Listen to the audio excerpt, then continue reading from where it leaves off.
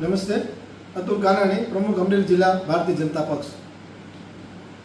ચોમાસાની સિઝનમાં વરસાદની ખેત પડવાને કારણે ખેડૂતોએ વાવેલ ચોમાસુ પાકમાં પાણીની ખેત જણાઈ રહી છે અને પોતાનો પાક મુરઝાઈ રહ્યો છે. આવી સ્થિતિમાં ખેડૂતોની રજૂઆતોને લક્ષમાં લઈને મેં આજે મુખ્યમંત્રી શ્રી ભૂપેન્દ્રભાઈ પટેલ અને પાણી પુરવઠા મંત્રી શ્રી કુંવરજીભાઈ બાવળિયાને લેખિતમાં અને ટેલિફોનિક દ્વારા રજૂઆત કરેલ છે, જેમાં વીજળી 8 કલાકને બદલે 10 કલાક ખેડૂતોને આપવામાં આવે, જેથી કરીને ખેડૂતો પોતાના ઊભા પાકને પાણી દ્વારા બચાવી શકે પાકને.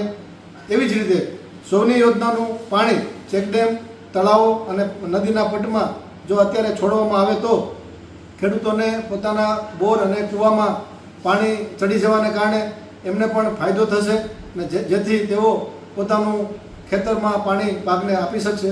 આ માટે બંને સરકારના મુખ્યમંત્રીશ્રી અને પાણી પુરવઠા મંત્રીશ્રીને આજે મેં ખેડૂતોની આ રજૂઆત ધ્યાન ઉપર મૂકી છે અને મને આશા છે કે આ બાબતે સરકારશ્રી હકારાત્મક પ્રત્યુત્તર આપશે.